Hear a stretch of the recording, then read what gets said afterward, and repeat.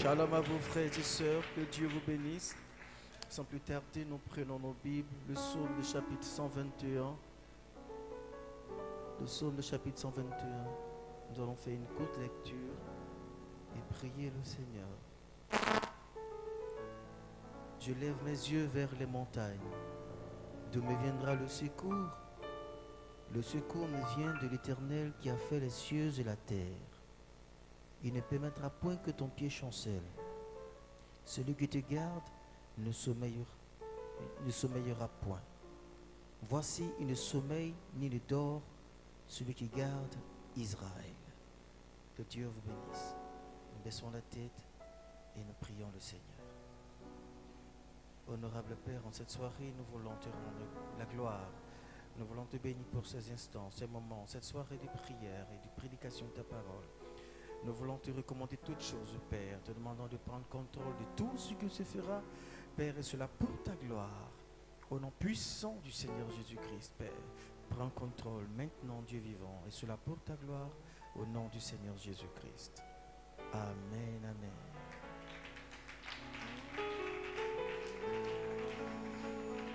Holy,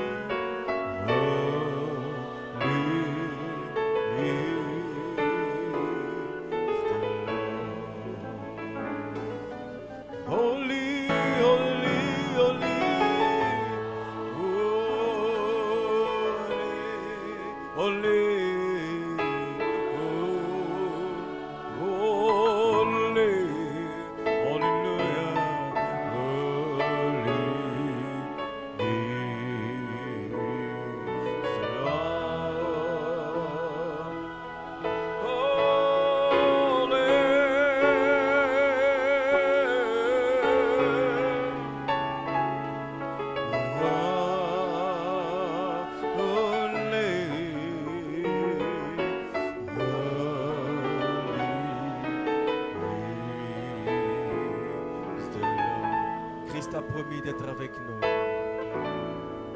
Christ a promis d'être avec nous.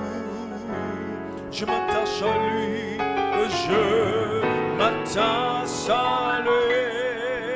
Je m'attache à lui. Christ a promis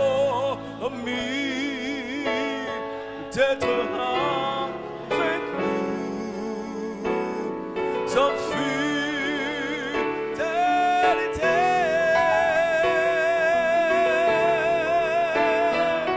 sa fidélité,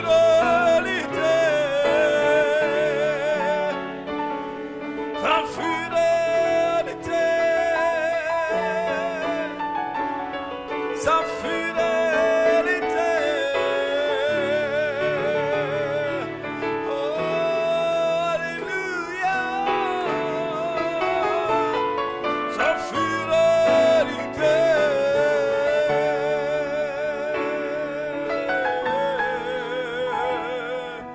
Durera toujours. Christ a promis.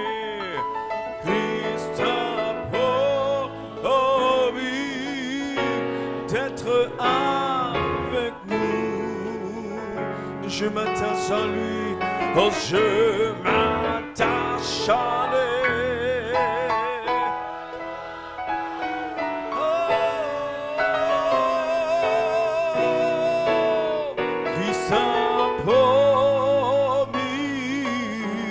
d'être avec nous. Sa fidélité, sa fidélité, oh, sa fidélité.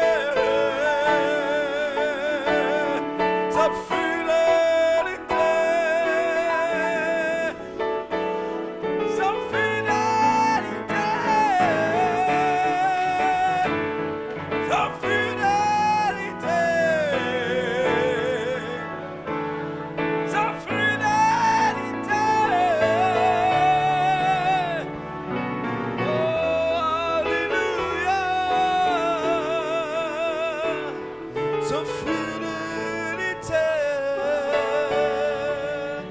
Oh Seigneur, ta fidélité durera toujours, ou durera sa fidélité, sa fidélité, ta fidélité.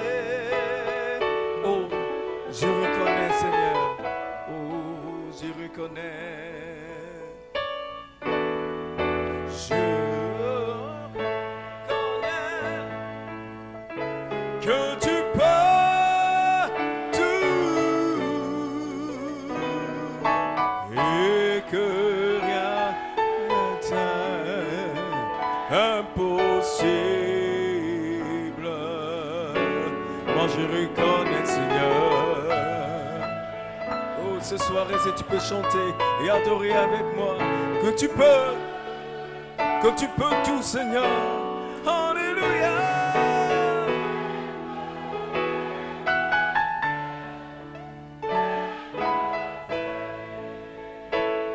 Seigneur, fais-moi voir ta gloire.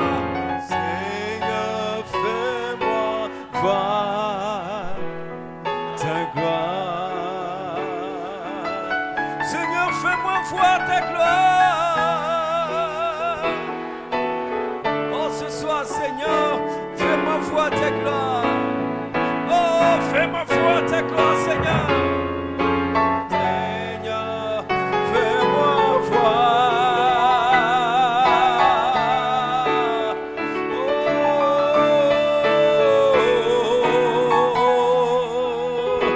Oh Seigneur, fais-moi voir ta gloire ce soir.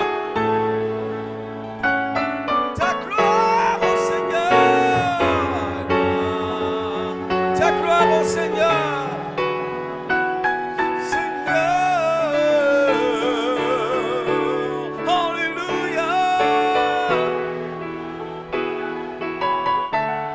Ta gloire. Ta gloire, oh Seigneur. Oh, ta gloire, oh Seigneur. Seigneur. Alléluia.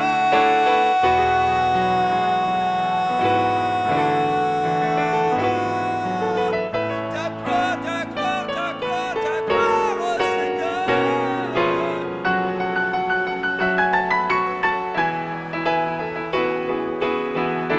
En cette soirée, Seigneur, fais-moi voir ta gloire, fais-moi voir ta gloire.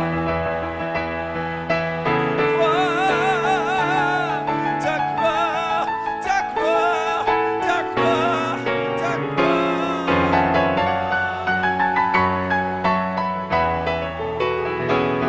Seigneur,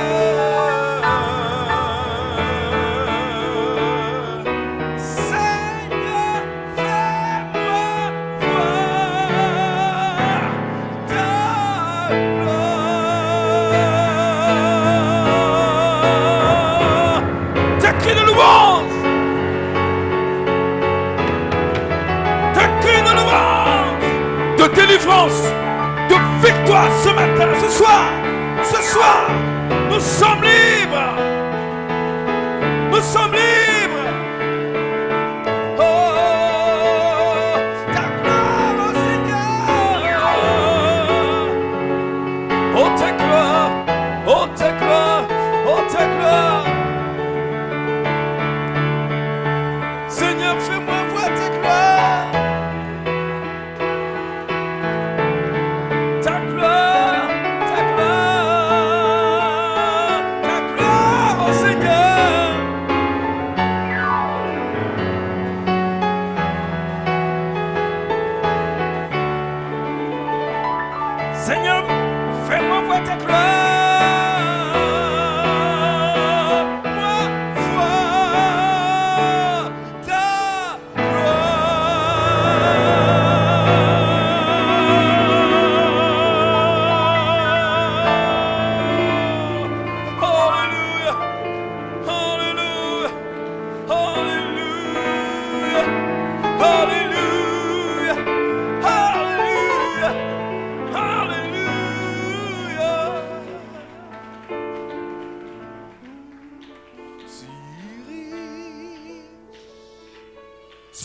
profond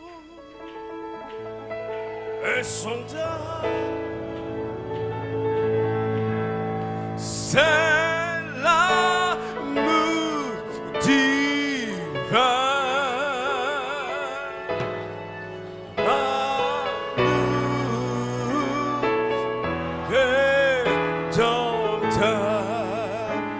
C'est riche, si riche, oh, si profond,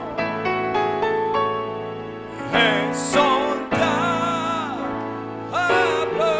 c'est l'amour.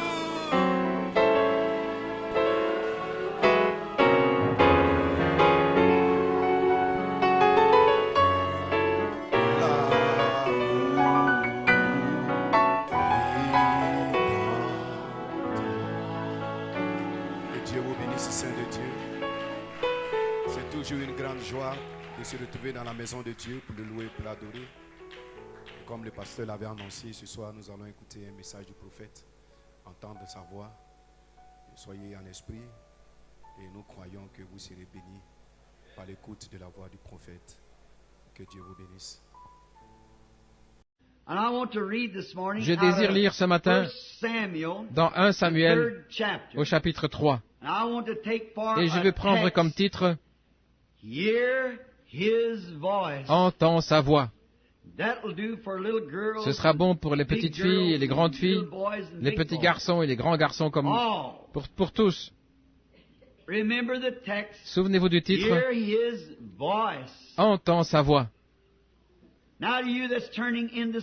Maintenant, vous qui prenez les Écritures, dans 1 Samuel chapitre 3, voici ce qu'on peut lire, les 10 premiers versets. Et le jeune garçon Samuel servait l'Éternel devant Élie. Et la parole de l'Éternel était précieuse, ou était rare en ces jours-là. Il n'y avait pas de vision ouverte. Oh, j'aimerais rester là une minute. Peut-être une autre fois. Ça vient juste de me frapper. Laissez-moi lire ce verset encore une fois. Et l'enfant Samuel servait l'Éternel devant Élie. Et la parole de l'Éternel était précieuse en ces jours-là. Parce que il n'y avait pas de vision ouverte. Vous savez ce qu'est une vision? C'est une parole directe du Seigneur. Et la parole du Seigneur était précieuse. Et il arriva en ce temps-là qu'Élie était couché en son lieu. Ses yeux commençaient à être troubles. Il ne pouvait plus voir. Et la lampe de Dieu n'était pas encore éteinte là où était l'arche de l'Éternel. Et Samuel était couché, dormait. Et le Seigneur appela Samuel et il répondit, « Me voici. » Et il courut vers Élie et lui dit, « Me voici. Tu m'as appelé. » Mais il dit, « Je ne t'ai pas appelé. Retourne, va te coucher. » Et il s'en alla se recoucher. Et l'Éternel appela de nouveau Samuel. Et Samuel se leva et alla vers Élie et lui dit, « Me voici, tu m'as appelé. Tu m'as appelé. » Et il répondit, « Je ne t'ai pas appelé, mon fils.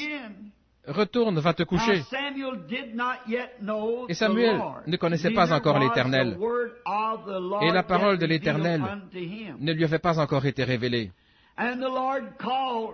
Et l'Éternel appela de nouveau Samuel la troisième fois.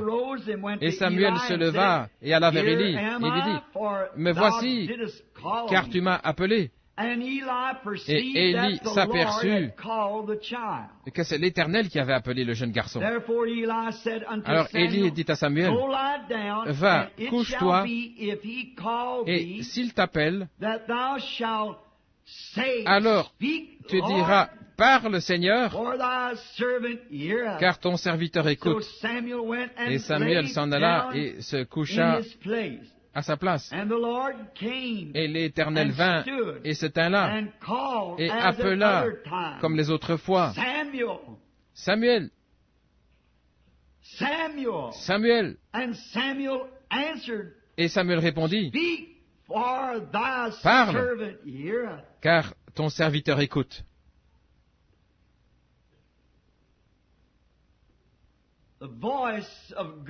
La voix de Dieu. Entendre sa voix en ces jours-là était quelque chose de rare. Voyez-vous, il n'y avait pas de vision claire, ouverte. Et c'est une chose rare, la véritable voix de Dieu,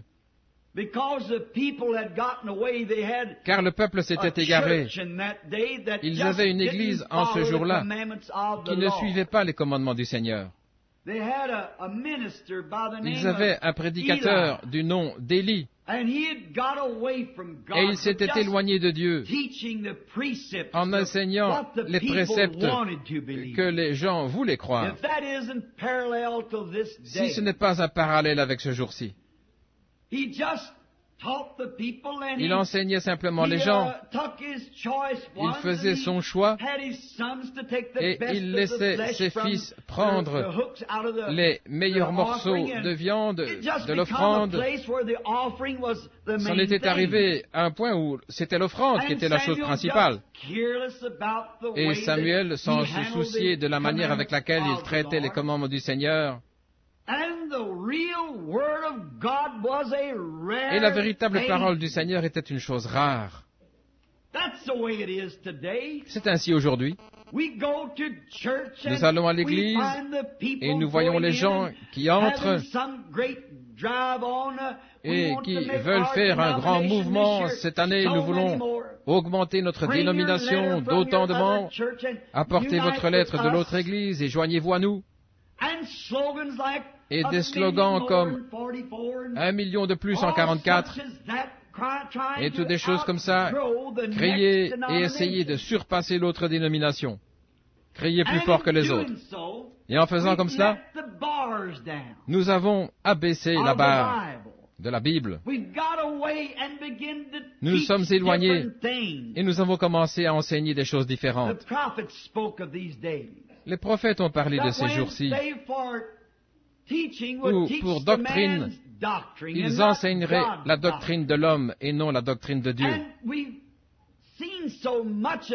Et nous en avons vu tellement, ça a été si loin aujourd'hui, au point où la parole du Seigneur est une chose rare. Quand quelqu'un peut venir dire, « Ainsi dit le Seigneur ». Maintenant, nous avons eu beaucoup d'imitations. Satan est vraiment au boulot. Et il y a de nombreuses années, les gens avaient peur de dire cela, à moins que ce ne soit le Seigneur. Mais aujourd'hui, ils ne se soucient pas. Mais c'est une chose rare d'entendre la voix du Seigneur et de trouver une personne qui puisse dire « Le Seigneur m'a parlé ». Vous remarquez cela parmi les gens. Il est rare de les entendre dire « Le Seigneur m'a parlé ». Quand des hommes et des femmes avaient l'habitude de prier toute la nuit et leur maison était mise en ordre par le livre du Seigneur. Et Dieu était le premier dans leur foyer. Mais maintenant, nous mettons trop de choses avant le Seigneur. On ne peut pas avoir de réunion de prière parce que M. Godfrey est au programme ce soir. On ne peut pas avoir de réunion de prière parce que nous aimons Suzy est au programme. Ou l'une de ces folies comme ça qui prennent le temps. Et nous n'avons plus le temps d'entendre la voix du Seigneur. Et ceux qui proclament être des chrétiens, ils s'agenouillent, disent une petite prière comme ceci, Seigneur, bénis-moi et ma famille et prends soin de nous. Bonne nuit. Et le lendemain matin, ils se lèvent et disent, guide-nous simplement au travers de la journée. Bonjour. Nous devrions nous attendre au Seigneur. Vous voyez, c'est toujours nous qui parlons. Nous ne lui donnons pas l'occasion de nous répondre. Si nous voulions prier et prier jusqu'à ce que notre âme entre dans la présence de Dieu, et ensuite simplement se relaxer et écouter sa voix. Mais aujourd'hui, il y a tant de voix qui éloignent la voix de Dieu loin de nous. Il y a la voix du plaisir. Tant de personnes l'écoutent quand ils peuvent aller passer un bon moment quelque part. Et beaucoup professent être des chrétiens. Il y a une sorte de rock'n'roll. Ils peuvent tout simplement pas écouter ce qui est saint. Ils disent, eh bien, je suis chrétien, je vais lire un verset. Jésus pleura. Et c'est ça, ils vont de l'avant. Mais pour ce qui est de vraiment se mettre à genoux et de prier, ils ont tant d'autres choses à faire. Il y a tant de voix dans le monde. Tant de choses pour attirer notre attention loin de Dieu. Hier, ma femme et moi, nous sommes allés au supermarché pour faire des courses. Je me dépêchais parce que j'étais en retard avec mes rendez-vous et ces choses, et je me dépêchais vraiment. Il y avait un petit garçon là, à moitié endormi, et une jeune fille est venue là, portant des pantalons, ce qui appartient à un homme. C'est ainsi, parce qu'ils ont été faits pour l'homme. Et la Bible dit que c'est une abomination aux yeux de Dieu pour une femme d'emporter. Et avec tout ce rouge à lèvres, elle avait les yeux à moitié endormis, elle a dit, où est telle et telle chose à ce petit garçon? Et il répondit, comment veux-tu que je sache? Elle dit, tu te souviens, je ne suis pas rentré à la maison avant 6 heures ce matin, et elle n'avait même pas 12 ans. Alors que Jésus, à 12 ans, qui est notre exemple, a dit, ne savez-vous pas que je dois être aux affaires de mon Père?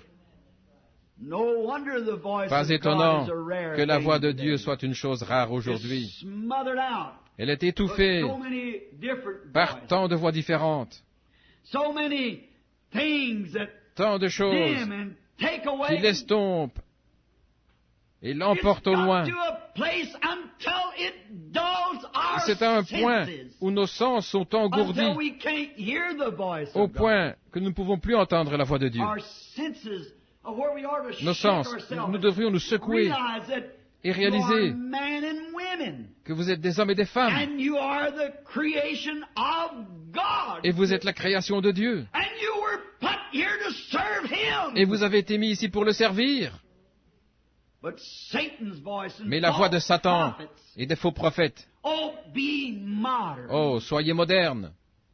Comme je l'ai dit il y a quelques jours alors que je venais à l'église, j'ai branché la radio et j'ai entendu un programme de Louisville où ils disaient qu'ils enseignaient dans leurs églises. Ils enseignent leurs enfants à boire modérément, les rendre modernes, afin qu'ils ne fassent pas d'excès. Oh, ils ont besoin de leur enseigner Christ, pas à boire, pas à boire. Et cela va démolir, ruiner et damner n'importe quel foyer. Comment la voix de Dieu pourrait-elle parler dans une famille qui est à moitié ivre de whisky, l'esprit paralysé par la fumée et la boisson et par les sorties nocturnes? Les hommes qui s'attendent à Dieu entrent dans sa présence. Et entrer dans la présence de Dieu, c'est semblable au fait de sortir tôt le matin, lorsque la rosée et le chèvrefeuille sont pleins de parfums. Lorsque vous entrez dans la présence d'une personne comme ça, vous savez qu'ils ont été avec Dieu. Ce matin, ma femme me disait, alors qu'elle descendait, elle a dit, « Billy, je ne dis pas ceci pour jeter des fleurs à quelqu'un, mais l'autre soir, elle a dit, j'étais assise près d'une petite femme amish, une petite dame avec un bonnet sur la tête. Elle a dit, on pouvait dire que cette femme avait été avec Jésus, car elle était si douce, son âme était tendre, ses yeux étaient clairs, il n'y avait aucun péché ou rien à cacher ou quoi que ce soit. Elle avait été dans la présence de Dieu. Ses sens n'étaient pas engourdis par le whisky, le tabac et toutes sortes de choses du monde. Elle avait été rafraîchie dans la présence de Dieu en lisant sa Bible, en étudiant la parole de Dieu. Mais nous, les Américains modernes, que faisons-nous? Et les faux prophètes derrière la chair disent que tout va bien. Je sais ce dont je parle. Si je me trompe, que Dieu me pardonne. Je suis persuadé que beaucoup ne connaissent pas Dieu. Et l'Assemblée n'aura jamais de vie plus élevée que celle de son pasteur.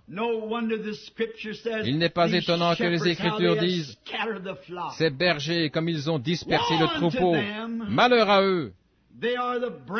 Ce sont des branches qui ne portent pas de fruits, qui seront arrachées et brûlées. Il y a tant de choses qui engourdissent les sens des gens aujourd'hui.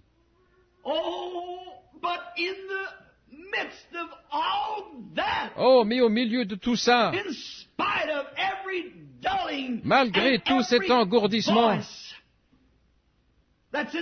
et toutes les voix qui sont dans le monde aujourd'hui, des voix de plaisir,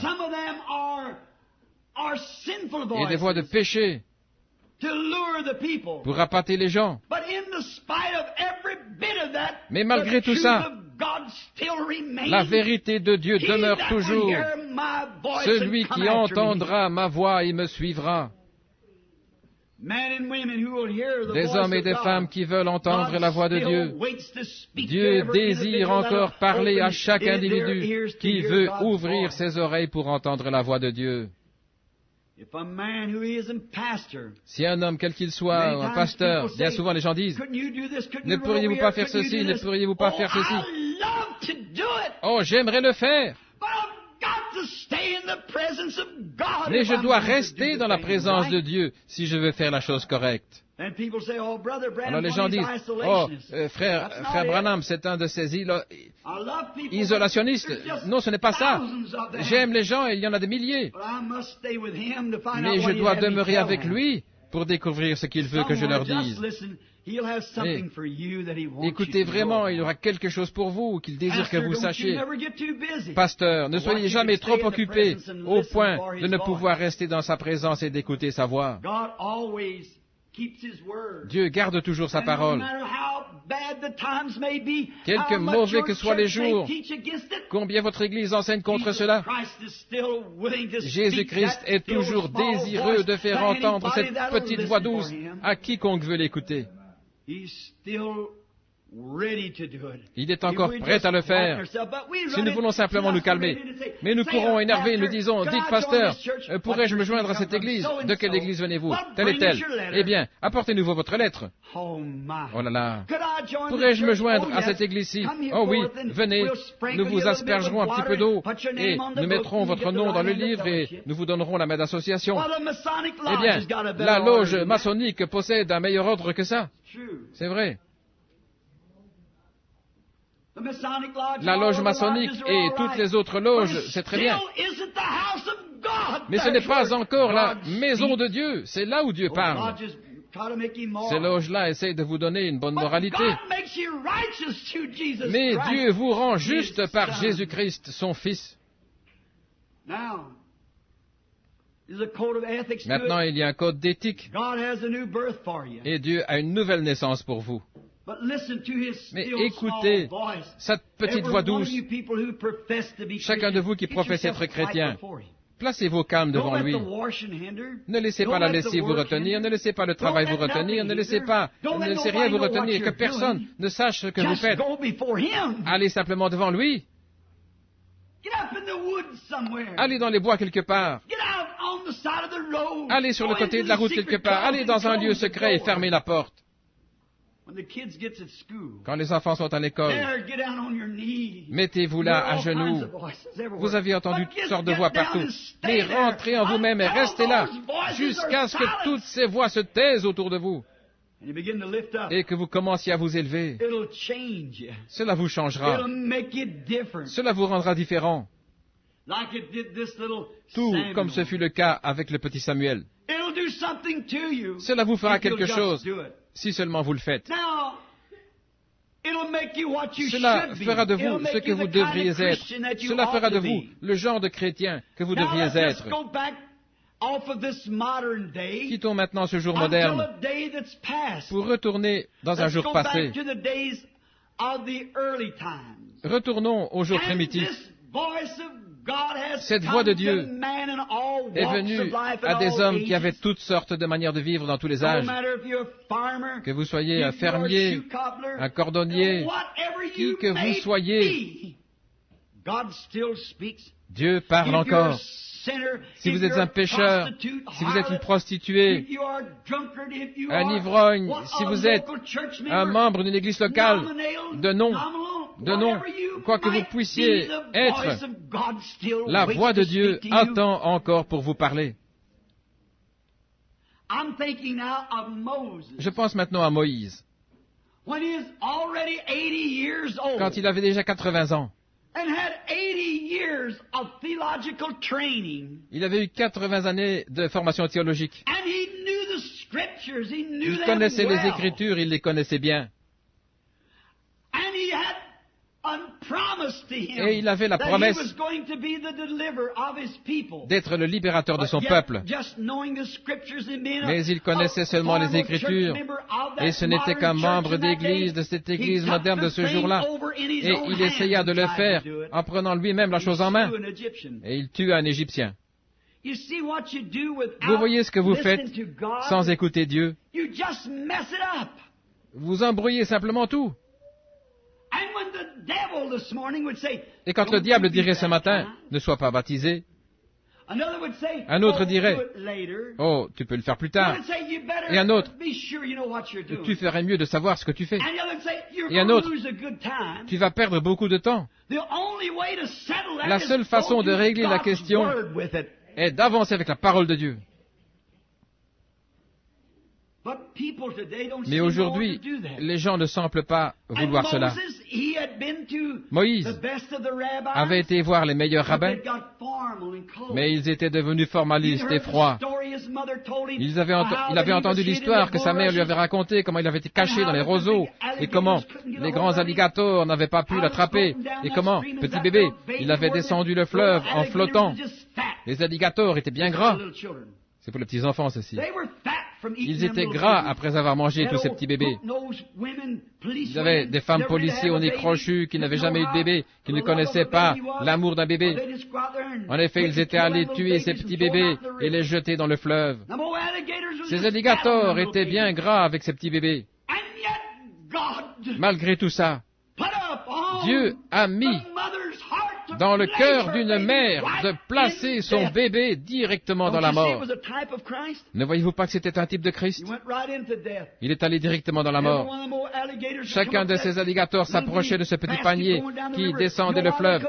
Savez-vous pourquoi ils n'ont pas pu le faire? Pourquoi ils ne pouvaient pas manger le petit bébé? Un ange était là. Allez-vous-en.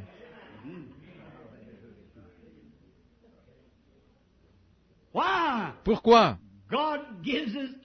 Dieu ordonne à ses anges de veiller sur son peuple. N'aie pas peur, chérie. Dieu veille sur toi. Le diable essaie peut-être de te faire quelque chose. Mais Dieu est plus grand. Ainsi, tous les alligators ont dû fuir loin de ce petit panier. Et pourtant, Moïse connaissait toutes ces choses. Et malgré tout, après 40 années d'entraînement dans le désert, il essayait encore de le faire par ses propres mains. Nous connaissons la Bible, ce que Dieu dit de faire, et malgré tout nous disons, eh bien maintenant nous allons le faire de cette manière.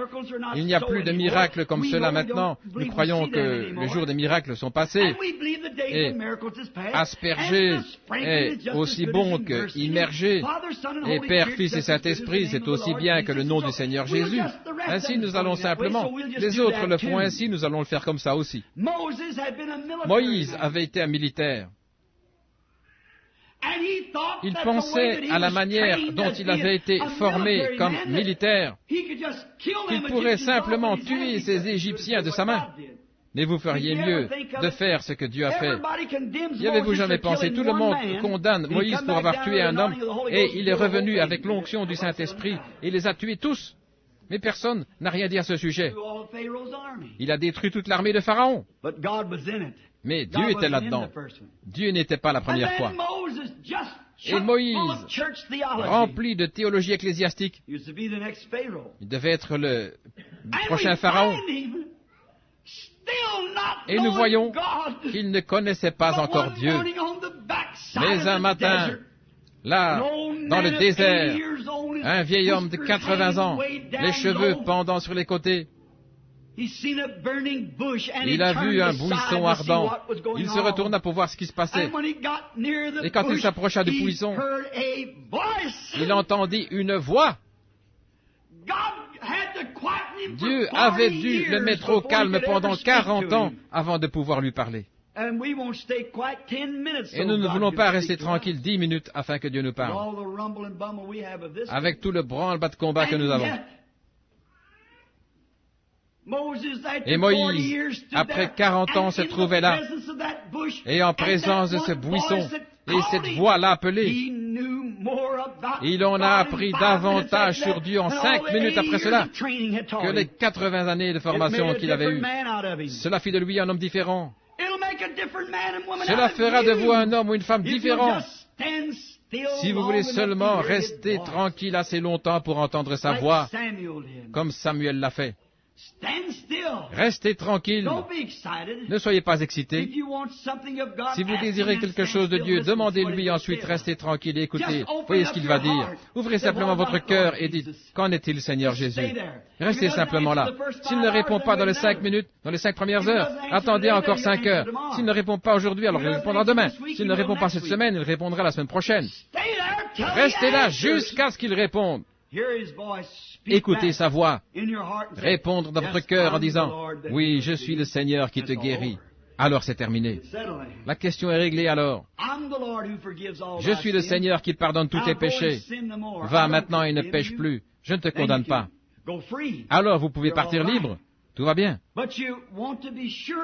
Mais soyez sûr d'avoir entendu cette voix parler. Moïse l'a entendu. Ce fut un homme changé. Regardez Isaïe, le prophète, un jeune homme. Il y avait un grand roi, Osias, qui avait la faveur en ces jours-là, un homme juste, un homme bon. Il s'appuyait sur le bras du roi, tout ce qu'il voulait. Osias le lui donnait.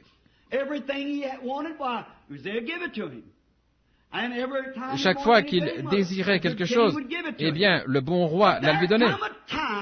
Mais un jour vint où le roi mourut. La prospérité ruine toujours les gens. C'est une chose difficile à dire. Mais la prospérité éloigne l'homme de Dieu. Un jour, Dieu a dit quelque chose à ce sujet dans la Bible. Quand je t'ai béni, je t'ai donné beaucoup. Quand tu étais pauvre et que tu n'avais rien, je suis venu à toi. Et tu m'as entendu. Et tu m'as servi. Mais quand je t'ai béni et que je t'ai beaucoup donné, alors tu t'es détourné de moi. C'est ce que l'Amérique a fait. Ils lui ont détourné la tête. C'est ce que les églises ont fait. Vous pouvez vous trouver au coin des rues et avoir de grands bâtiments magnifiques avec des millions de dollars investis là-dedans et que tout coule facilement. Pas étonnant que vous n'avez pas le temps d'entendre la voix de Dieu. Mais attendez que l'heure vienne où cela vous sera enlevé. Alors vous désirez l'entendre. Tout va bien maintenant, mais l'heure vient où ce ne sera plus ainsi. Ainsi, Ésaïe pouvait s'appuyer sur le bras du roi. C'était un jeune homme de faveur, un bon esprit était dans ce jeune homme. C'est pourquoi le roi l'aimait. Mais un jour, cet appui lui fut ôté et le roi mourut. Et lorsque le roi mourut, Ésaïe dut marcher seul. Et alors il commença à regarder autour de lui et découvrit que tout le monde n'était pas comme le roi. Vous serez éjecté un de ces jours de ces rencontres interdénominationnelles comme celle-ci. Il viendra un temps où vous devrez appartenir à une organisation, sinon vous ne pourrez pas adorer. Comme vous le savez, les Écritures disent que ce sera ainsi. Il se moque de vous maintenant, mais il viendra un boycott, car la marque de la bête doit venir. Vous appartiendrez soit à la confédération des églises, la bête comme elle est à Rome, sinon vous n'adorerez pas du tout. C'est ce que disent les Écritures. C'est alors que vous devrez implorer comme Ésaïe l'a fait. Et il entra dans le temple, et il réalisa alors, il leva les mains et dit, « Ô Seigneur, je suis un homme aux lèvres impures. » Vous pensez être bon, mais attendez que le temps vienne. J'habite au milieu d'un peuple aux lèvres impures. Alors il fut poussé à bout. Et quand vous êtes poussé à bout au sujet de cette chose, alors quelque chose va prendre place. Vous n'êtes pas assez poussé à bout. Oh bien, je me suis joint à l'église, ça règle la question. Mais vous devez être poussé à bout. Vous devez vraiment avoir besoin de Dieu. Jésus a dit, bénis sont ceux qui ont faim et soif de justice, car ils seront remplis. Mais aussi longtemps que vous êtes satisfait avec les choses du monde, comment Dieu peut-il jamais vous parler? Vous dites, Dieu ne m'a jamais parlé. Pourquoi? Il le désire. Mais vous êtes trop rempli des choses du monde. C'est le problème avec nous aujourd'hui. Nous consacrons tout notre temps avec les choses du monde et les plaisirs du monde, et nous ne donnons pas de temps à Dieu. C'est vrai. Maintenant, nous voyons qu'Ésaïe fut poussé à bout. Et il a allé lever la voix et il a confessé ses péchés. Et il a confessé les péchés du peuple. Lorsqu'il eut terminé sa confession, il entendit un bruit au-dessus de lui. Et lorsqu'il regarda, il y avait des chérubins qui volaient de long en large dans le bâtiment. Des ailes couvraient leurs faces et des ailes couvraient leurs pieds. Ils volaient avec des ailes en criant « Saint, Saint, Saint est le Seigneur Dieu Tout-Puissant ». Quelque chose se passait. Ésaïe était désespéré, poussé à bout. Dieu était à l'œuvre. Ésaïe s'était crié « J'ai des lèvres impures » car une voix venait de se faire entendre. Cela l'a changé. Qui ira pour nous, a dit la voix. Qui ira? Qui est désireux de se tenir dans la brèche parmi ce tas de théologiens? Qui ira en ce jour proclamer que je suis toujours Dieu? Qui s'en ira condamner leur impureté? Qui renversera leur dénomination et reconstruira la puissance du Dieu vivant? Qui ira? Ésaïe a dit, Seigneur, avant d'aller, je dois être transformé. Des petites craintes et des frustrations devaient le quitter. Il en sera de même avec chaque individu que Dieu appelle. Vous devez naître de nouveau, être changé et rendu neuf, non pas de l'imagination, mais à partir de votre cœur. Quelque chose qui prend vraiment place.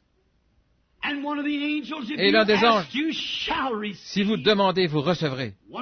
L'un des anges se dirigea vers l'autel des reins et prit des pinces et saisit un charbon de feu ardent, un charbon ardent. Et il courut vers Ésaïe et le plaça sur sa bouche. Et il dit, maintenant tu es pur, va, parle la parole. Ésaïe fut changé après avoir entendu cette voix. Ensuite, dans ces dernières années, il écrivit une Bible complète. Il commença depuis la Genèse et termine avec l'Apocalypse. Il y a 66 livres dans la Bible, il y a 66 chapitres dans Ésaïe. Pourquoi? Parce qu'il fut poussé à bout à un moment où c'était le plus nécessaire. Daniel à Babylone, nous en avons parlé hier soir. Il s'était proposé dans son cœur de ne pas se souiller avec les doctrines babyloniennes. Mais un jour, Daniel fut dans le besoin. Il savait qu'il voulait entendre la voix de Dieu, bien qu'il ait les Écritures, mais il avait besoin d'entendre la voix de Dieu. Il alla vers le fleuve. Il n'est pas simplement allé garer son char et s'agenouiller dans les roseaux en disant « Seigneur Dieu, je désire t'entendre, où es-tu » ? Non, ce n'est pas de cette manière qu'on le fait. Ésaïe avait pris son char, ses conducteurs, il est allé au fleuve et il a renvoyé les conducteurs. Il est resté là jusqu'à ce qu'il entende. C'est la manière. Il fut poussé à bout à ce sujet. Il devait s'éloigner des soldats, des astronomes, des mages, de tous les docteurs en théologie et ainsi de suite, qui essayaient de lui dire « Ceci, fais ceci, Daniel, fais cela, Daniel ». Mais il se mit à l'écart, loin de tous. C'est ainsi que vous devez faire. Et il arriva près du fleuve et il resta là 21 jours en combattant avec l'ange du Seigneur. Mais on nous raconte qu'il regarda sur les eaux. Et là, il vit un ange debout, avec un pied sur la terre et l'autre sur la mer. Et il leva les mains et jura par celui qui vit pour toujours, quand les choses que Daniel a vues arriveraient, qu'il n'y aurait plus de temps. Il avait été retardé 21 jours à cause de la méchanceté dans le pays. Et s'il fut retardé 21 jours à cause de la méchanceté dans le pays en ce temps de la Perse, qu'en sera-t-il en ce jour? Combien de temps pourrait-il être retardé? Mais cette foi immortelle, cette faim et ce désir dans le cœur humain, qui ne dira pas non à Dieu, mais qui tiendra bon jusqu'à ce que Dieu parle des cieux. Vous ne pouvez pas jouer avec ceci, avec cet évangile. On ne peut pas jouer avec. Il doit atteindre la punaise 10 fois sur 10. Ça doit être parfait. Sinon, ce n'est pas juste et ça ne marchera pas. Ça doit être parfait. Daniel a prié. Nous découvrons dans la Bible au 8e chapitre, 7e au 8e chapitre du livre des Actes qu'il y avait un petit pharisien avec sa propre conception du nom de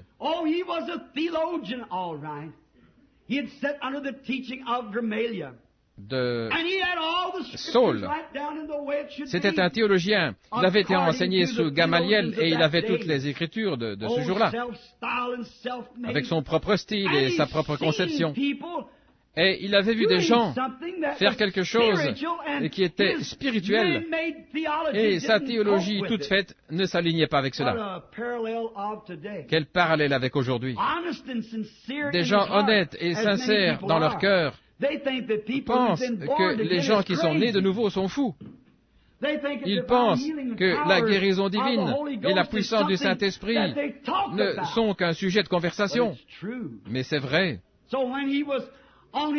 Un jour, alors qu'il était en route vers Damas, ayant en poche des ordres de l'évêque local pour aller détruire ce tas de saints comédiens qui criaient, qui sautaient et qui parlaient des langues étrangères et qui guérissaient les malades, ce ne sont que des démons, disaient les théologiens.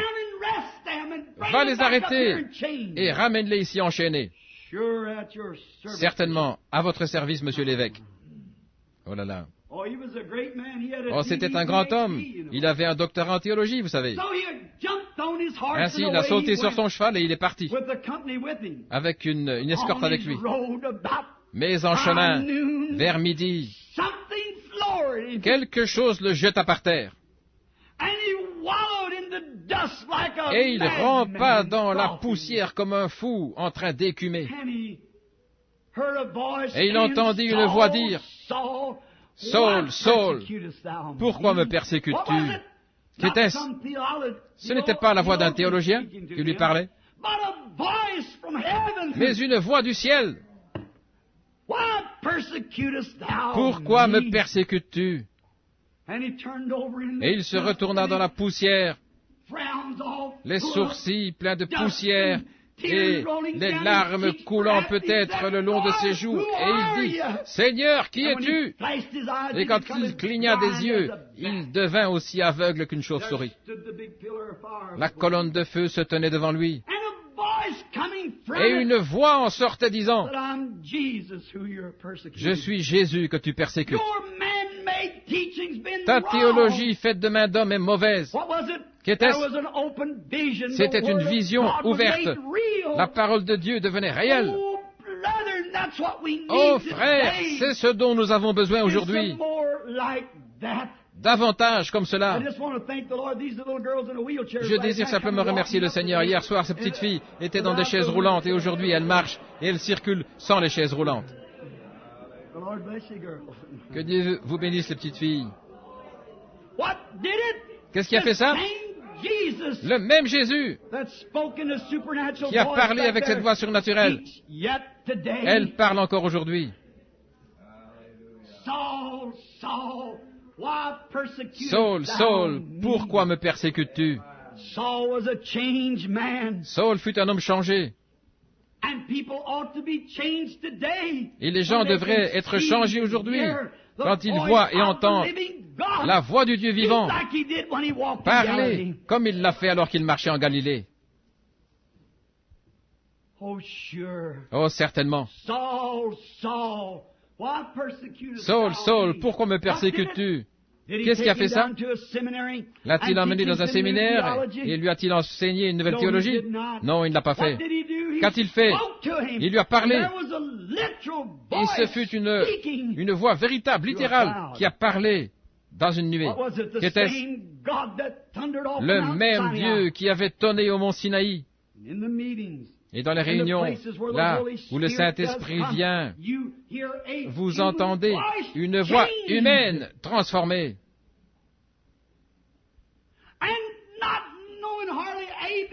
Connaissant à peine son ABC, mais Christ peut prendre cette voix et exprimer les mystères du Dieu Tout-Puissant. Cela devrait changer chaque homme et chaque femme qui est dans sa présence maintenant. J'ai entendu une voix, a-t-il dit. Oh, nous sommeillons tellement. J'espère que non, on ne peut le rendre plus clair que ça. Mais nous sommeillons tellement dans nos églises, dans notre théologie, dans nos pensées et dans notre manière de vivre que nous manquons d'entendre cette voix quand elle parle. Oh, disent-ils, cela pourrait être de la télépathie. Ça pourrait être ceci ou cela. Si Moïse avait dit, dites, je me demande si ce n'était pas un démon dans ce buisson. Mais ce n'était pas une question pour Moïse, il avait entendu la voix. Si vous dites, oh, ce pourrait juste être ma conscience qui me dit cela. Si vous êtes un enfant de Dieu, vous saurez que c'est sa voix. Mes brebis entendent ma voix. Mes brebis entendent ma voix. Elles sauront. Il y en eut un autre du nom de Pierre qui fut sauvé et qui fut aussi rempli du Saint-Esprit. Et il voulait toujours s'en tenir aux traditions des anciens. Tout ce qu'il voulait savoir se trouvait ici dans la parole. Et un jour, sur le toit d'une maison, alors qu'il voulait observer les traditions comme ne mange pas manger de viande, le sabbat et ainsi de suite, il y a encore beaucoup de bonnes personnes qui veulent rester accrochées à ces choses-là. Et un jour, alors qu'il était sur le toit de la maison, il entendit une voix qui disait « N'appelle pas impur ce que j'ai purifié. »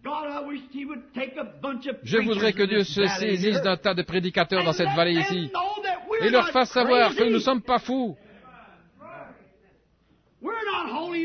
Nous ne sommes pas des saints comédiens, un tas d'immondices. C'est l'Esprit du Dieu vivant.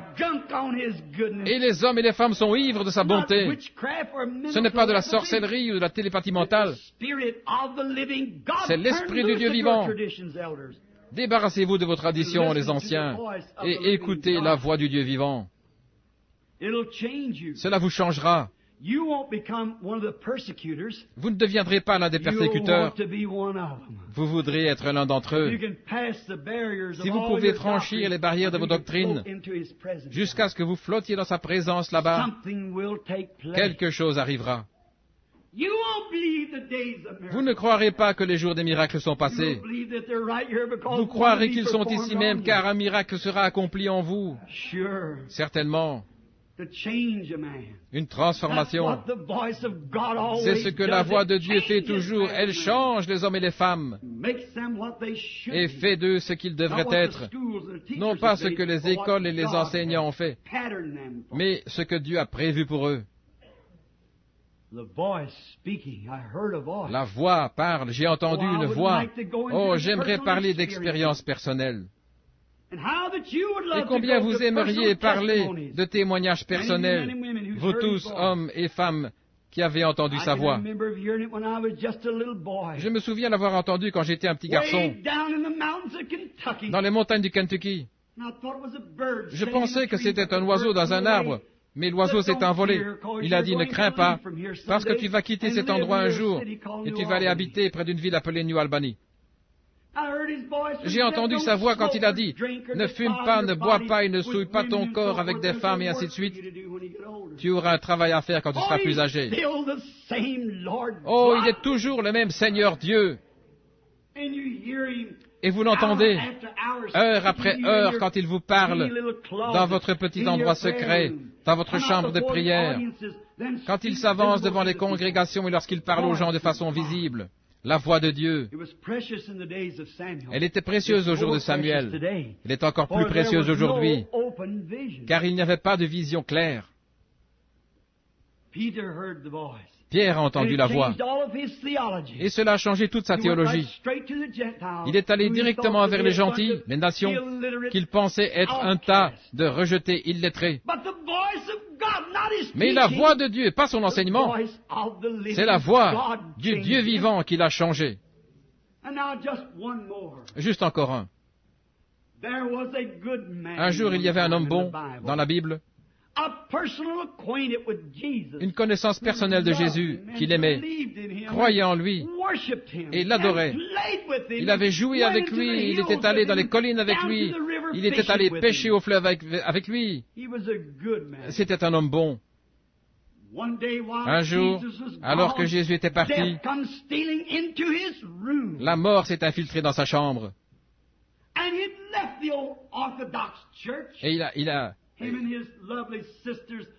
lui et ses charmantes sœurs, Marthe et Marie, avaient quitté l'Église orthodoxe. Ils étaient sortis parce qu'ils l'aimaient et qu'ils croyaient qu'il était le Messie. Le Messie. Et en faisant cela, ils avaient été rapidement excommuniés de leur Église. Et ce jeune homme est devenu tellement malade qu'il est mort. Il avait été enseveli depuis 4 jours.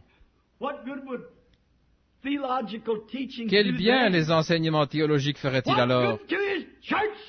Quel bien son Église ferait-elle alors? Mais la voix de Dieu était sur la terre, et elle parla à Lazare. Et Lazare, un homme qui était mort et corrompu dans le tombeau, entendit sa voix. Il sortit et vécut de nouveau. Autrefois, j'étais mort dans le péché et les transgressions. Vous étiez mort dans le péché et les transgressions. Mais ce fut la voix de Dieu qui a dit, « Venez à moi, vous tous qui peinez et êtes lourdement chargés. Je vous donnerai du repos. » J'ai vu la voix parler au paralytique et le redresser. J'ai vu la voix de Dieu parler à l'aveugle et ses yeux se sont ouverts. J'ai vu des mourants, des gens ravagés par le cancer, des lépreux, revenir en parfaite santé dans leur chair. Je l'ai vu parler à des alcooliques, à des névrosés, à des rejetés, à un tas de n'importe quoi et ils sont devenus des hommes et des femmes, des saints du Dieu vivant, parce que la voix de Dieu a parlé. C'est ce que nous voulons entendre aujourd'hui. Laissez-moi terminer en disant ceci. Un jour viendra où votre âme errante sera ôtée de votre corps et s'en ira vers sa destination, quelque part, soit errant là-bas dans les ténèbres ou dans le sein de Dieu. Cette voix parlera à nouveau, et la Bible dit, tous ceux qui sont dans les tombeaux entendront sa voix et en sortiront. Certains pour la honte éternelle et le châtiment, et d'autres pour la paix éternelle et la joie. Ce matin, ce pourrait être le moment de faire votre choix. Allez-vous écouter ce que dit la télévision, ou le journal, ou les théologiens, ou bien ce que Dieu dit? Laissez-moi vous le dire. N'écoutez rien d'autre que ce que Dieu dit. Attendez-vous à cette petite voix douce. Et il vous changera. Vous dites, je voudrais croire, frère Branham. Je souhaiterais pouvoir croire. Je souhaiterais pouvoir faire certaines choses. Mais vous ne le pouvez pas. Pourquoi? Vous ne restez pas assez longtemps tranquille. Vous n'entrez pas dans le lieu où tous les doutes sont partis. Quand vous entrerez dans le lieu où les doutes seront évanouis, alors vous serez libre et vous pourrez entendre la voix de Dieu dire, « Mon enfant, je suis ton sauveur. Mon enfant, je suis celui qui te guérit. Tu n'es pas obligé de faire ces choses. Je suis mort afin que tu puisses être libre. Mais aussi longtemps que vous restez dans ces vibrations-ci, mélangées avec toutes sortes de voix, fouillez loin d'elles. » Ça me rappelle un jour, j'étais dans les montagnes. Je n'oublierai jamais ces expériences.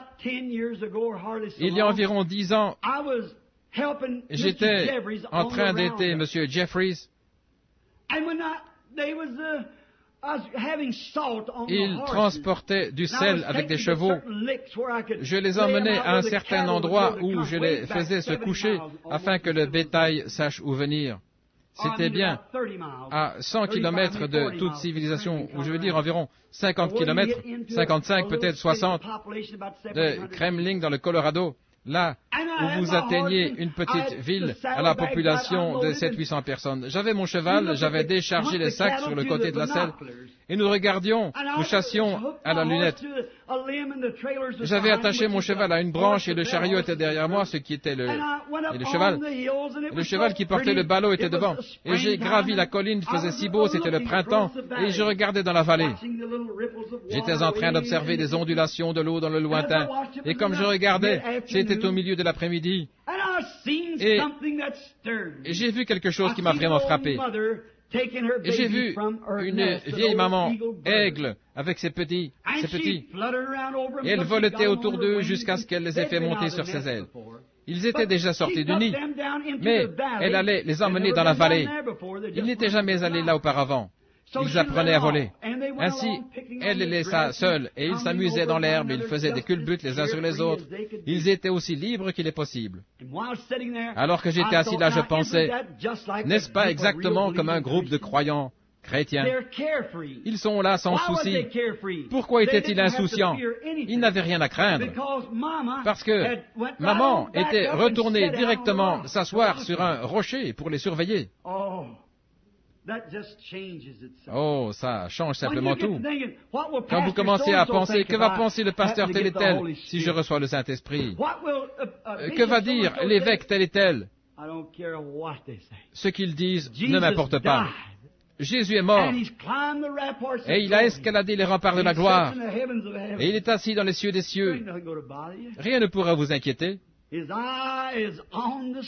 Son œil veille sur les petits oiseaux, et je sais qu'il veille sur moi, et qu'il veille sur vous.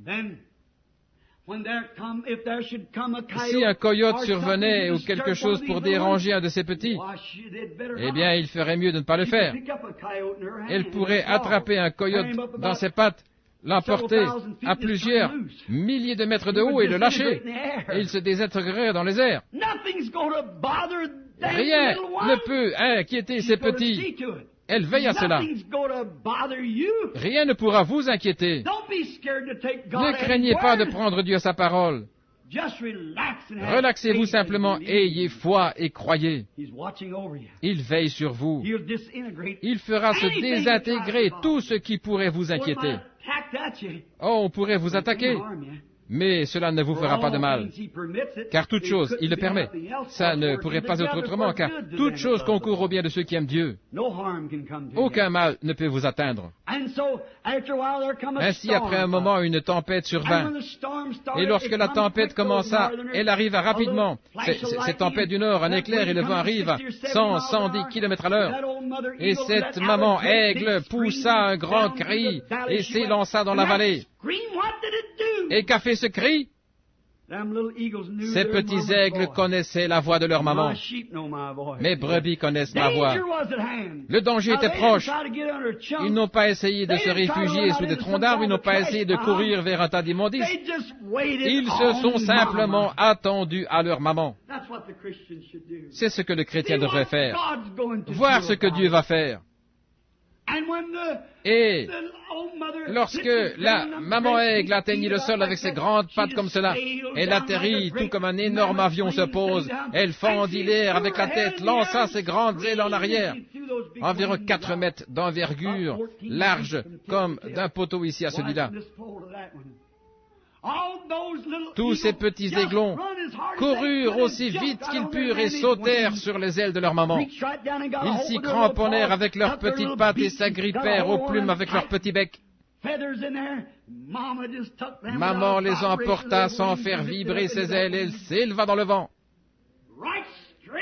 Elle alla directement se réfugier dans les rochers pour les mettre à l'abri de la tempête qui arrivait. Oh frère, la tempête est proche. Entendez sa voix. Elle vous appelle, sortez de Babylone, séparez-vous. Ne participez pas à ses péchés. Je vous recevrai. Vous me serez fils et filles. Je serai votre Dieu. Courbons la tête un moment alors que nous terminons.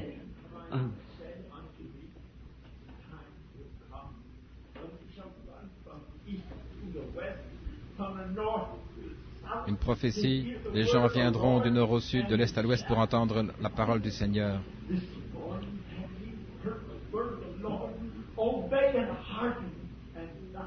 Faites attention et obéissez à la voix du Seigneur. Amen. Vous avez entendu ça? C'est ce que nous appelons la prophétie dans l'Église. Y en aurait-il ici ce matin qui aimerait dire, Seigneur Dieu, sois miséricordieux envers moi. Bien que je me sois joint à l'Église, que j'ai fait ma confession, je ne sais pas ce que c'est que rester tranquille devant toi et entendre ta voix me guider, m'enseigner. Je ne saurais que faire si tu me parlais d'une voix audible. J'aimerais te connaître afin que tu me parles et que tu diriges mon sentier. Voudriez-vous lever la main maintenant et dire, Dieu soit miséricordieux. Que le Seigneur vous bénisse. Partout, il y a des mains partout. Continuez à les lever, c'est bien. Seigneur, sois miséricordieux envers moi. J'ai tant besoin de toi. Y en a-t-il encore quelques-uns avant de terminer? Dieu voit vos mains, là à l'arrière, madame, et vous, tout à l'arrière. Dieu vous voit, même sur l'estrade ici aux alentours. Et Samuel a dit, Élie, tu m'as appelé? Élie a dit, non mon fils, je ne t'ai pas appelé. Ce n'est pas moi qui ai parlé à votre cœur, mon ami. C'était Dieu. Répondez-lui en disant, ton serviteur écoute. Prends soin de moi aujourd'hui, ô Dieu. Laisse-moi à partir d'aujourd'hui être entièrement à toi. Dieu éternel, amoureux de l'âme, créateur de toutes choses, Alors que cette petite voix douce de Dieu qui a parlé à Samuel, qui a parlé à Saul, qui a parlé à Pierre, qui a parlé à Daniel et à Isaïe le prophète, et au travers de tous les âges, elle a parlé à nouveau ce matin dans le tabernacle. Peut-être 30 ou 40, peut-être 50 mains de pécheurs et de membres d'église et de gens frustrés ont levé la main. Beaucoup parmi eux étaient ici hier soir et ont entendu ta voix sortir de façon audible. Et maintenant, ce matin, cette même voix parle au plus profond de leur cœur. Ils ont levé la main avec leurs mains vers le ciel, en disant qu'ils ont tort et qu'ils veulent être dans le droit chemin. Tu as dit dans ta parole, personne ne peut venir à moi si le Père ne l'attire. Et tous ceux qui viendront, je leur donnerai la vie éternelle et je les ressusciterai au dernier jour. Tu l'as promis, Père. Maintenant, nous invoquons ton nom étant ton serviteur, afin que tu donnes à ceux qui ont levé la main la vie éternelle et la joie éternelle. Puissent-ils vivre pour toi tous les jours de leur vie, et au bout de la route du voyage de la vie, puissent-ils entrer dans la joie du Seigneur. Accorde-le, Père. Nous le demandons dans le nom de Jésus et pour sa gloire. Amen.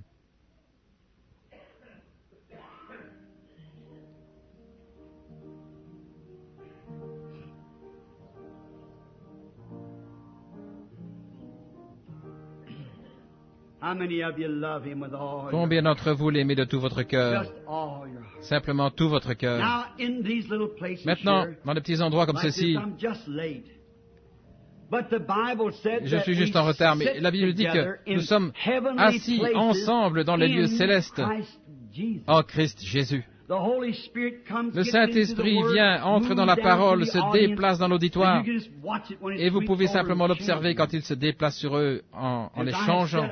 Comme je l'ai dit, je crois dans les émotions, certainement. Voyez-vous, les émotions ne vous changent pas. Les émotions doivent aller au fond, là où elles touchent la moralité de votre être. C'est ça qui vous change d'un pécheur. Qu'est-ce qu'un pécheur? Un incroyant. Il y a beaucoup de personnes aujourd'hui, diplômées dans les arts ou avec un diplôme de docteur ou un diplôme de docteur en philosophie ou en théologie, et qui sont encore pécheurs. Ils connaissent la Bible de la Genèse à l'Apocalypse. Ils prêchent à la chair et sont malgré tout des incroyants. La Bible dit, celui qui ne croit pas est déjà condamné. Demandez à l'une de ces personnes s'il croit que le Saint-Esprit est pour aujourd'hui. Eh bien, certainement pas. Croyez-vous que la guérison divine l'est? Eh bien, certainement pas. Voyez-vous, c'est un incroyant. C'est vrai. Si le Saint-Esprit est en vous, ne va-t-il pas témoigner de sa propre parole? Et si l'Esprit qui est en vous témoigne contrairement à la vérité dite par Dieu, ce n'est pas l'Esprit de Christ. Vous pourriez appartenir à l'Église de Christ, mais vous n'êtes pas à Christ, à moins que votre esprit ne dise Amen à chaque promesse que Dieu a faite. Et lorsqu'il a promis, Pierre a dit le jour de la Pentecôte, repentez-vous chacun de vous, et soyez baptisés dans le nom de Jésus-Christ pour la rémission de vos péchés, et vous recevrez le don du Saint-Esprit. Et si votre esprit dit que c'était pour un autre jour, qu'a dit les Écritures? Car la promesse est à vous les Juifs, et à vos enfants, et à ceux qui sont au loin, les gentils, autant que le Seigneur Dieu en appellera. La même promesse. Il a dit, je suis le cep, vous êtes les sarments. Et si c'est la doctrine du sarment, le premier sarment, le second sarment doit avoir la même doctrine. Et la même doctrine produira le même résultat. Et chaque sarment qui pousse sur le cep produira la même chose. Je suis heureux ce matin. Je suis si heureux de savoir que l'Esprit du Dieu vivant parle encore, parle aux gens et confirme sa parole. Nous allons commencer le service de baptême dans un moment.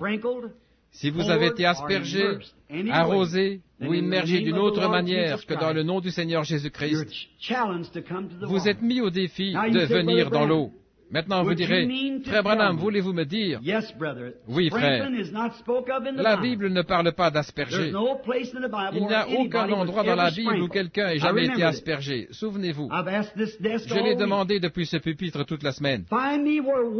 Trouvez-moi une seule personne dans la Bible qui ait jamais été aspergée pour la rémission de ses péchés, qui ait jamais été arrosée pour la rémission de ses péchés et qui ait été baptisée au nom de Père, Fils et Saint-Esprit pour la rémission de ses péchés.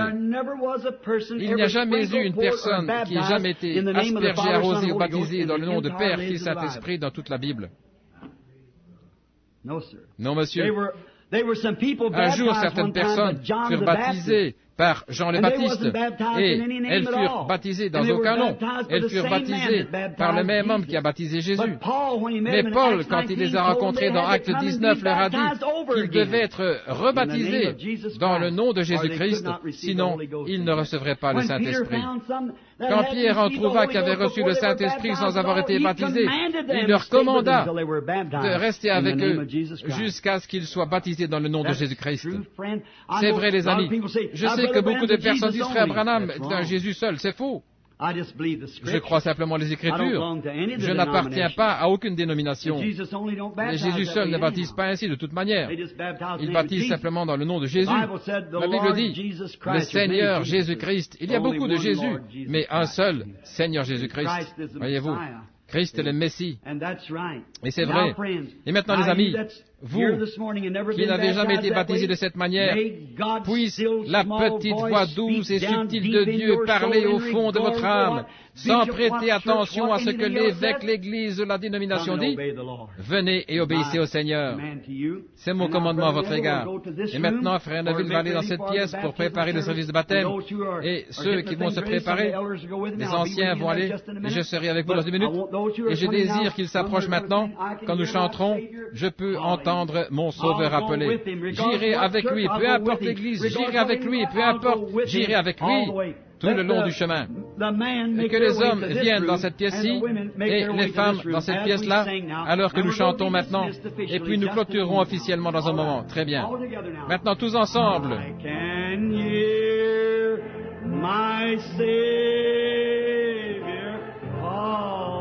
Je peux entendre mon Sauveur appeler. Les hommes par ici et les femmes par là. S'il vous plaît, que les femmes aillent ici avec ces femmes. Je peux entendre mon Sauveur appeler. Qu'avez-vous entendu, sa voix?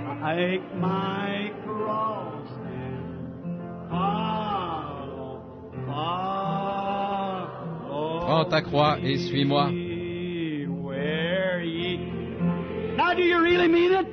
Maintenant, pensez-vous vraiment ce que vous dites?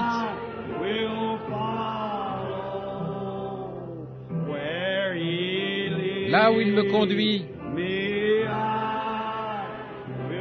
je le suivrai.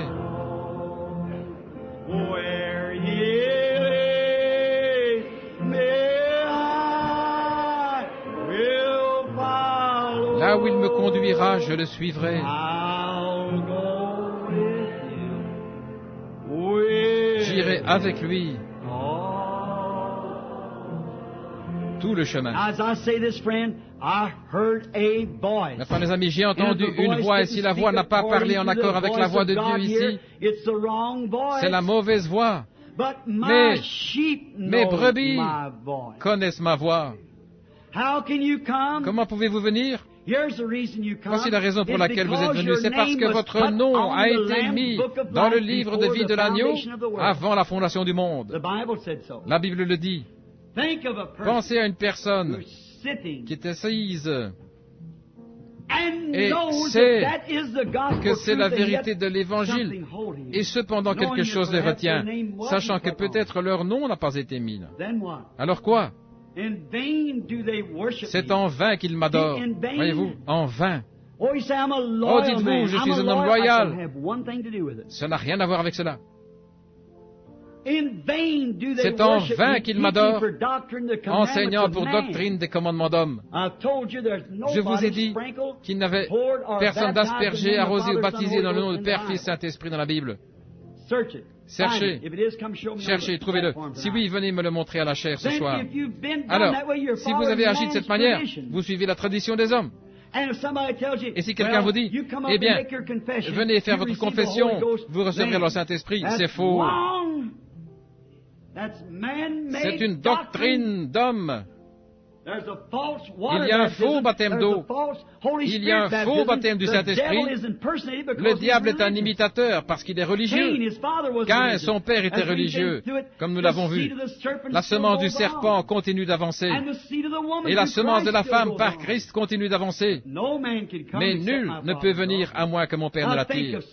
Maintenant, pensez à certains qui sont assis ici ce matin. Et vous savez que vous êtes baptisés d'une manière erronée, dans un credo humain, et pas selon la Bible. Et votre première confession de naissance est fausse. Comment pouvez-vous jamais être dans le droit chemin, à moins que vous ne reveniez en arrière et que vous ne recommenciez correctement? Souvenez-vous, au commencement, il n'en était pas ainsi. Maintenant, si vous pouvez entendre une voix vous parler, c'est Dieu, parce que cela s'accorde avec les Écritures. Sinon, alors, c'est une voix fausse qui vous parle. Mais la voix correcte vous dira de suivre les règles de la Bible. Pas d'aspersion, pas d'arrosage, pas faussement. Sortez directement de là et suivez les règles de la Bible. Faites-le, les amis. Même si cela prend tout, je ne me soucie pas de ce que cela pourrait coûter. Je mettrai tout de côté pour suivre le Seigneur Jésus. Écoutez ma voix, mes brebis le feront et elles viendront à moi. Et tous ceux qui viendront à moi, je leur donnerai la vie éternelle et je le ressusciterai au dernier jour. Est-ce correct? Voici exactement avec les Écritures. Personne ne peut contester cela. C'est vrai. Nul ne peut désapprouver cela. C'est ici dans la puissance de l'Esprit, faisant les mêmes choses que Jésus a faites. Le voici ici sur une photo. La même colonne de feu se déplaçant, les mêmes fruits, le même esprit, avec la même émotion, les mêmes actions, les mêmes signes, les mêmes prodiges. Vous y voilà. Écoutez la voix de Dieu ce matin.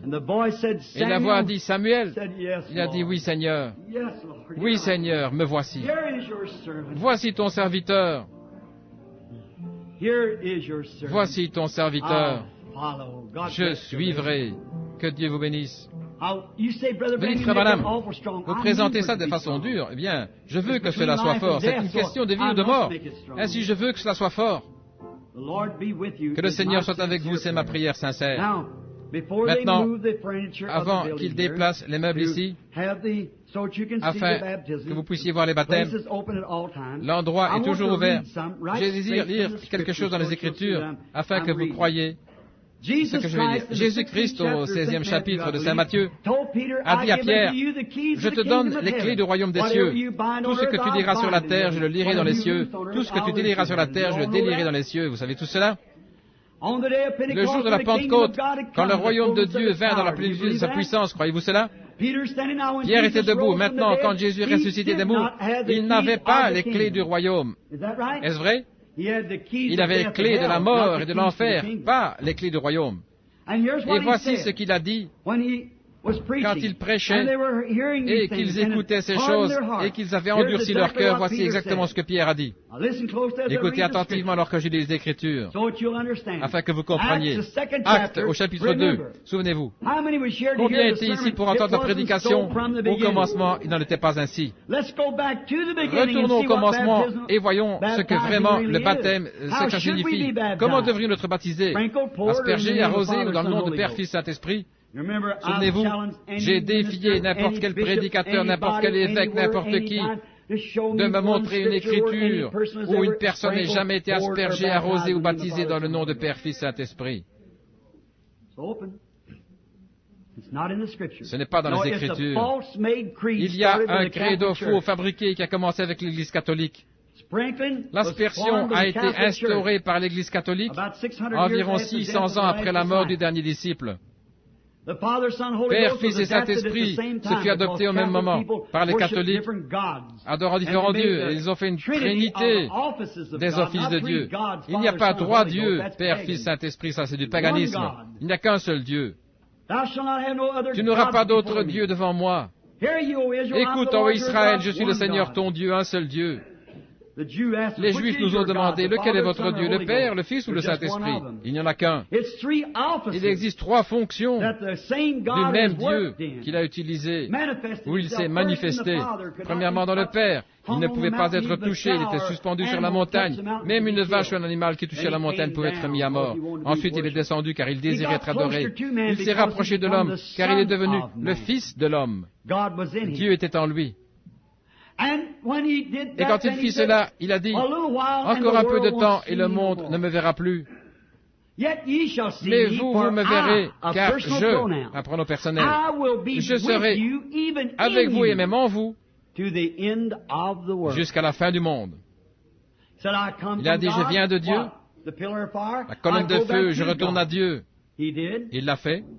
Il l'a fait. Et lorsqu'il l'a fait, il est retourné à Dieu. Alors nous avons vu Paul dans notre leçon ce matin en route vers Damas. Et il trouva Paul là sur le chemin. Et il le renversa. Et quand Paul leva les yeux, qu'était-il? La colonne de feu à nouveau. Une lumière qui a aveuglé ses yeux. Regardez ce que Jésus a fait quand il était sur la terre, qu'il a fait connaître à la femme ses péchés. Il a fait toutes ces choses. Il a dit, je ne fais rien à moins que le Père me le montre premièrement. Je lui ai demandé, pourquoi ne vas-tu pas guérir les gens là-bas? Il est passé à travers une grande multitude. Là, il y a des paralytiques, des estropiés, des aveugles. Il a guéri un homme qui avait un problème à la prostate ou quelque chose comme cela et qui était couché sur un grabat. Il a dit, en vérité, Saint Jean 5, 19, je vous le dis, le Fils ne peut rien faire de lui-même si ce n'est ce qu'il voit faire au Père. Cela, le Fils le fait. Il est revenu dans ces derniers jours. Le monde scientifique ne peut le contredire. L'Église ne peut le contredire. Le voici à nouveau directement dans l'Église faisant les mêmes choses. L'Esprit, Dieu cherche ceux qui l'adorent en esprit et en vérité. Le voici. Voici ce qu'il a dit le jour de la Pentecôte. C'est Pierre qui prêchait. Ce Jésus, Dieu l'a ressuscité, ce dont nous sommes tous témoins. En sommes-nous témoins? Ayant donc été exalté par la droite de Dieu et reçu de la part du Père l'Esprit Saint promis, il a répandu ce que vous voyez et entendez. Car David n'est pas monté dans les cieux, mais lui-même a dit, le Seigneur a dit à mon Seigneur, assieds-toi à ma droite, jusqu'à ce que j'aie mis tes ennemis pour marchepied de tes pieds. Que toute la maison d'Israël donc sache certainement que Dieu a fait et Seigneur et Christ, ce Jésus que vous avez crucifié.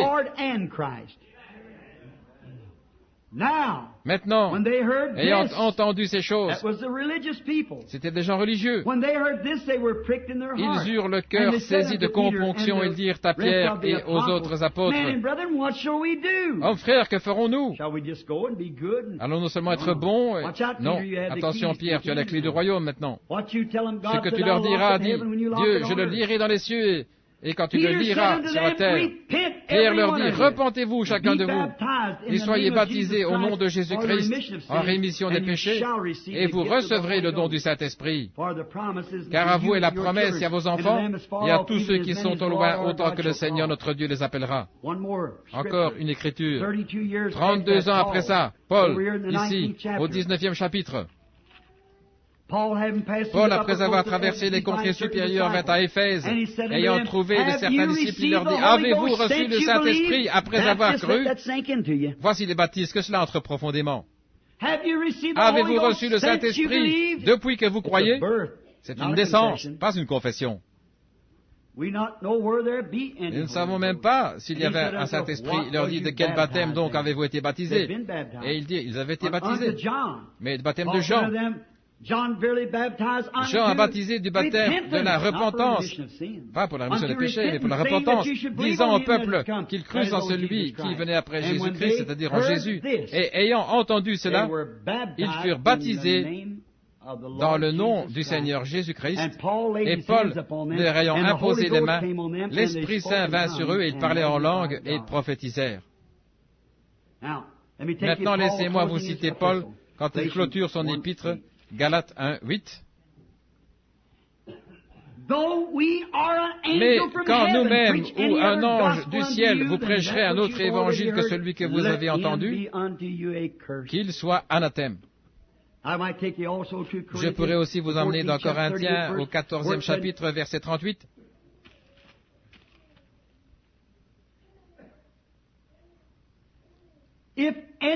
Si un homme professe être spirituel ou un prophète, qu'il reconnaisse que ce que je vous écris est un commandement du Seigneur. Mais s'il veut être ignorant, qu'il soit ignorant. Qu'allez-vous faire à ce sujet? Chaque évidence. Si j'étais à votre place et que je n'ai pas été baptisé conformément au baptême chrétien, qu'importe ce que mon Église ait enseigné ou ce que ma mère ait enseigné, je désire savoir ce que mon Seigneur commande. Seigneur Jésus, c'est à toi maintenant et je prie que tu travailles chaque cœur et donne le Saint-Esprit